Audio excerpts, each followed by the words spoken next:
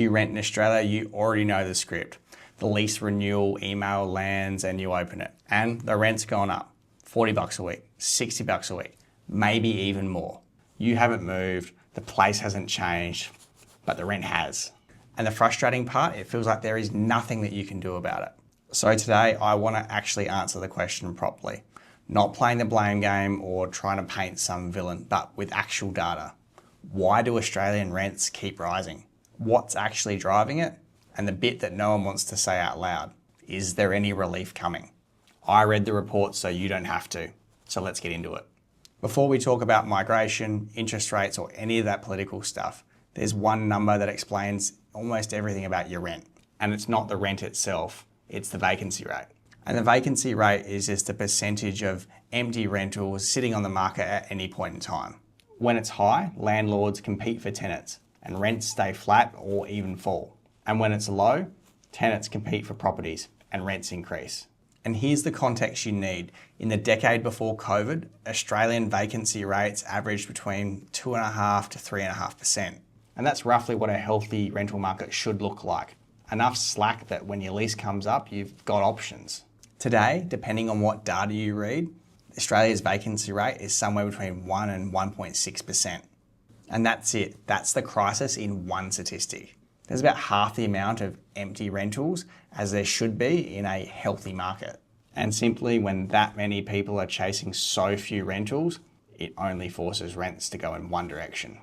So the real question becomes not why are rents rising, it's why is the vacancy rate so low? And that comes down to an equation that's been broken for years. Not enough supply and too much demand. Let's take both sides. Let's start with supply, because that's the part that's genuinely structural, meaning that it won't fix itself quickly no matter what happens with things like rates and migration. Australia set itself a target, 1.2 million new homes by 2029 under the National Housing Accord. Ambitious to say the least.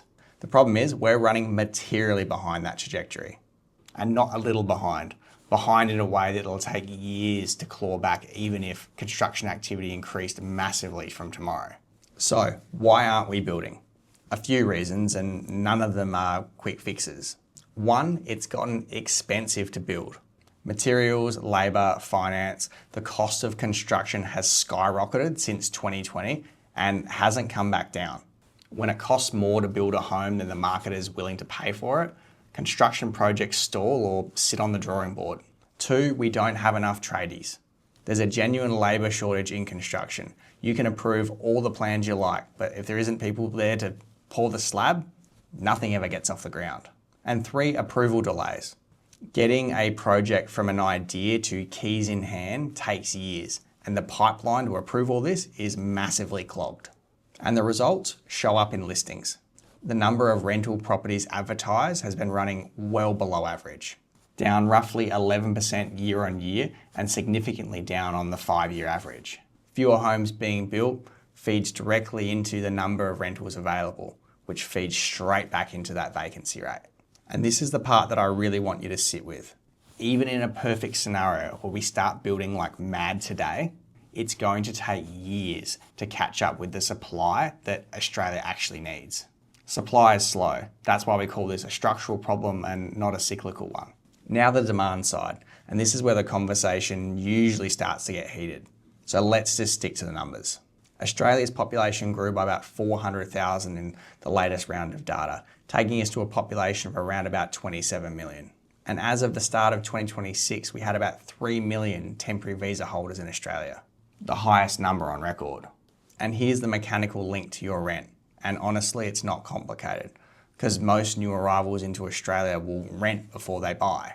Students, skilled workers, visa holders, they all go straight into the rental market. So when population growth runs ahead of how quickly we can build homes, that pressure lands almost entirely on the rental market. More people competing for the same shrinking pool of available homes. Now, I want to be careful here because this is where a lot of channels start to go off the rails. Migration is a real driver of demand. That's not a controversial statement. It's in the RBA's economic commentary and many economists' reports. But it's not the only driver, and blaming it alone misses the point. Even economists that flag migration are clear that it's not the core problem. That's always been supply. Construction has simply not kept pace with population growth, regardless of our migration numbers. You could cut migration tomorrow and still have a shortage baked into the market for years. Here's a force that most people miss, and it's a big one. Interest rates aren't just a home buyer story. They also drive your rent in two directions at once. Firstly, the landlord side. When a landlord's mortgage payments go up, some of that pressure is passed on to the tenant when the market allows it. And when holding a rental gets expensive enough, some landlords just sell up and exit, which pulls rental stock off the market entirely. Fewer rentals, tighter vacancy, rents increase, the loop continues. Second, and this is the one that really traps people, higher rates plus higher prices keep would-be buyers renting longer. Think about it. If you were close to buying your first home and then prices climbed and rates went up, what happens? You can't make the jump yet, so you're stuck renting. And you're not alone. An entire generation is stuck in this situation. Home ownership among young Australians has fallen from 63% in 1981 to around 43% in 2021. And the trajectory suggests that it's only slipping further. Every person that can't transition from a renter to a buyer just stays in the rental pool, competing for the same properties as everyone else. So the rental market gets squeezed from both ends. New arrivals adding demand at the bottom and frustrated buyers refusing to leave at the top, and not enough homes being built in the middle to relieve either. And this is the part in most videos where people either pretend that we're in the apocalypse or just pretend that everything's fine. The truth is in between, and the data right now is actually genuinely interesting. The good news is rent growth has slowed. At its peak in 2021 to 2023, rents were rising at about 8% per year. Today we're running at closer to 5 to 6%.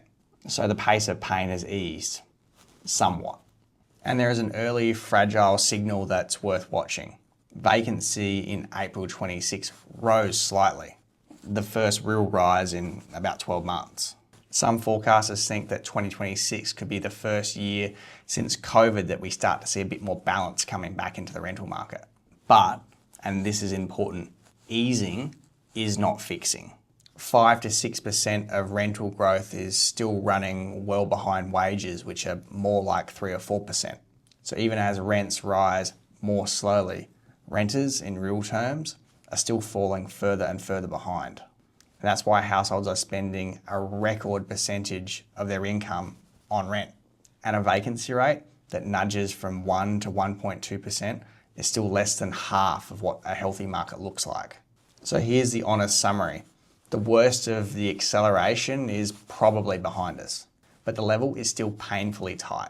And a structural undersupply means that meaningful relief is measured in years, not months. And anyone promising you that rents are going to crash is selling you something. All right, so there's a lot of noise about the political aspect of all of this. So let's cover it. There are basically two levers that politicians are arguing over. The first is migration. There are proposals to cap overseas migration to the number of new homes that we can build. The argument being that you can't grow a population faster than you can house it. The counter argument to this is that migration brings in skilled workers, including the construction workers that we need, and that the solution is supply and not a cap. The second lever is investor tax settings, negative gearing and capital gains. Some argue that winding these back will help cool demand, which will overall help renters. Others argue that this could in fact increase rents because landlords are less incentivized to have rental homes. It's the whole supply and demand argument all over again. I'm not here to tell you who's right. Reasonable people disagree, and both arguments have evidence behind them. What I will say is that almost every credible analyst across the political spectrum comes to the same underlying conclusion. Until Australia can build more homes faster and cheaper, every other lever is just rearranging the deck chairs. So what can you actually do with all of this? If you're renting, the practical takeaways are unglamorous but real. In a tight rental market, locking in a longer term lease can help buy you certainty over your next rent increase. Budgeting for an increase at your next renewal instead of being blindsided by it helps keep you in control. And if your long-term plan is to get out of the rental market altogether, understanding that this squeeze is structural should change how seriously you treat your savings plan, because waiting for the market to rescue you is not a strategy. And if you're thinking like an investor, the same data that frustrates renters is the same reason that rental demand isn't dropping anytime soon. Thanks for watching, and I'll see you in the next video.